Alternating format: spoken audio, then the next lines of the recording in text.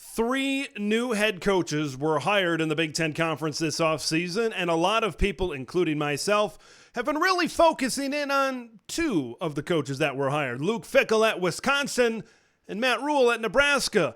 But the third, Ryan Walters at Purdue, is doing some pretty big things and is making some moves on the recruiting trail. Is Ryan Walters building a sneakily good class and program in West Lafayette? From LA to Piscataway, all Big Ten all year long. This is Big Ten 10. I'm going to first start with the commitment of Koy Beasley and then go on from there because I think that's the biggest thing I want to focus on.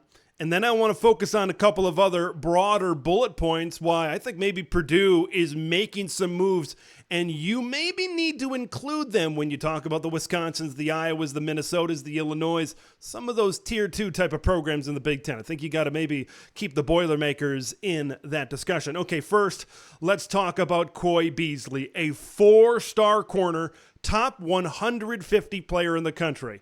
Beat out Pitt, and maybe more importantly, beat out Wisconsin in this recruiting battle, right? Luke Fickell, look what he did building things, developing corners, developing, a guy like Sauce Gardner, and still Purdue was able to win that recruiting battle. I think a big reason why Koy Beasley and then another 4-star corner in this class, Earl Culp, were able to focus in on Purdue and choose that is because, I see what you did, Wisconsin and Luke Fickell. I see what you did at Cincinnati with Sauce Gardner, and I raise you what we did with Devin Witherspoon when Ryan Walters and Kevin Kane were at Illinois, taking an underrated, under-recruited guy like Devin Witherspoon, and then you got a couple of 4-star corners that say, well, if you can do that with a guy that's kind of rated the way Devin was and develop him into what he became, why can't you do that with us? A couple of 4-star talent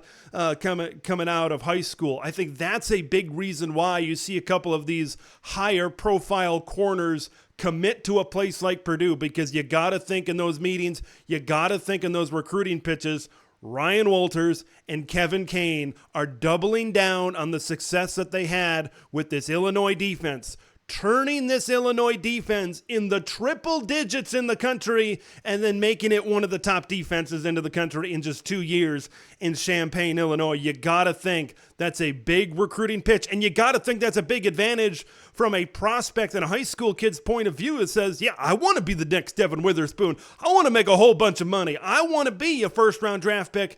Coming to Purdue, you can be that kind of guy. You got to think that's the relationship you had between Ryan Walters, Kevin Kane, this recruiting staff, and these defensive recruits that they are able to bring in. Now, it's not just the defensive side of the ball, even though it looks like that side of the ball is definitely going to improve.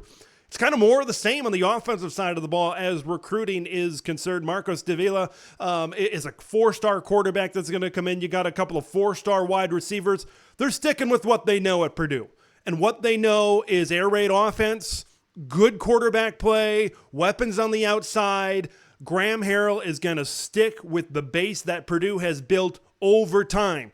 When Purdue has been successful in the past, most of the time, it's been due to offensive football, especially good quarterbacks. You kind of look at some of the better Purdue teams really since the new millennium in 2000, that great team where Drew Brees and the Boilermakers won a Big Ten title, went to the Rose Bowl in 2000. You go and look at teams that were quarterbacked by Kyle Orton. You go to Aiden O'Connell. You kind of go to all of these other quarterbacks and these teams in between. It's usually the quarterback position and then weapons on the outside that equate into victories on the football field for Purdue. But they're looking to bolster the defensive side of the ball, because this hasn't been really one of the best defensive programs in the Big Ten Conference. You combine what you have on offense and then maybe what you can build up on defense with Ryan Walters and Kevin Kane, and then maybe you can make something of that, and Purdue can be one of those teams that you got to talk about in tier number 2. Let's talk about that for a minute, because Purdue is hanging right there. They got the same amount of 4 stars. They got the same amount of recruiting prowess as of right now. I know we got a long way to go until December signing day. Purdue will not finish above Florida State, Texas A&M, and Alabama. That's the beauty of this time of year, where you get some of these programs in the Big Ten, that are ranked higher than some of those big-time SEC powers. But you got to think things are going to level out eventually. But Purdue's still doing a great job. You still got to talk about Purdue.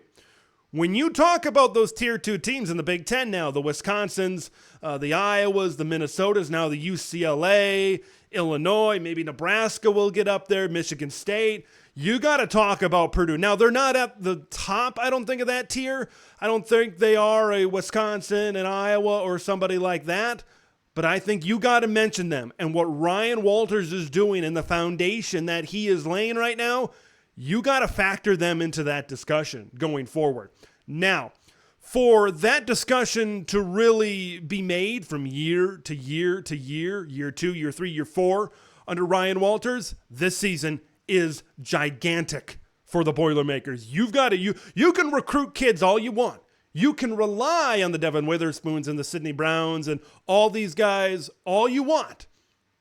But eventually this staff is going to have to win games. And this season is so big for the Purdue Boilermakers. It seems like every time I refresh Twitter, every time I pull up something, I hear something out of Purdue, I hear something out of West Lafayette, I hear how good Hudson Card is looking. I hear how good he is going to be this season. And in flashes, he looked that way when he quarterbacked at Texas. They never gave him the full keys to the kingdom like Purdue is doing right now.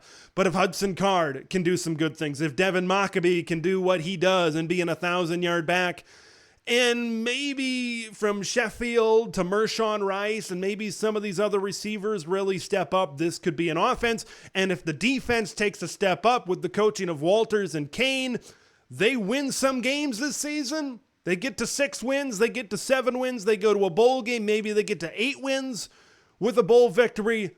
You talk about laying the groundwork off the field in recruiting, laying the groundwork on the field is going to be huge, because you can't rely on the success you had at Illinois forever. Eventually, they're going to have to win some games. And Purdue, we talk about this being a sneaky good recruiting class, building a sneaky good program. Man, they are sneaky. They are sneaky. You have to watch out for Purdue. Don't sleep on the Boilermakers this season. There's a few games on the schedule where I pick out and I'm like, that's a classic game where Purdue comes in undervalued, underranked, people are sleeping on them, and then they sprout up and they knock off one of the bigger teams in the Big Ten. There's a game fairly early in the season. I think it's later September, maybe early October, Friday night. They host Wisconsin at night, Ross-Ade Stadium. That just I'm not saying it's going to happen. I'm not making any predictions, but that has one of those really statement wins, statement type of games that Ryan Walters can make right now. Not only can he maybe win a recruiting battle against Wisconsin, but maybe he can win an on-the-field battle against Wisconsin. For Purdue to consistently be talked about in that Tier 2 of the Big Ten Conference, you got to win those types of games every now and then. You got to beat Wisconsin's, you got to beat Minnesota's, you got to beat Illinois, you got to win those cannons. Again, you got to get games like that going forward. That's what this Purdue team has to do. If they don't get it done on the field, maybe the recruiting prowess might wear off a little bit as we kind of go down the pike. But I really like what Ryan Walters is doing at Purdue. I like the team he's assembled for 2023 and going forward. Another thing that I really like of what's happening at Purdue, maybe they're separating themselves a little bit. They're kind of giving themselves a little bit of a different feel than they've had before. Ryan Walters has maybe given Purdue a little bit of swag on the Twitter as of late, a little bit of confidence. Maybe it's cool to be a Boilermaker now, right? This is something that you haven't had. I've seen videos from their official visits, and the youth, the exuberance of a guy like Ryan Walters and this coaching staff, I think that pays dividends a little bit. The relatability maybe pays dividends a little bit. You haven't really had the cool factor, the swag factor at Purdue, maybe ever. They've had some good coaches. You go all the way back to the mid-90s. You go back to Joe Tiller, right? A legend at Purdue, but you don't think of swag when you think of Joe Tiller, do you? Danny Hope, Darrell Hazel, Jeff Brom, these aren't guys that you think of cool.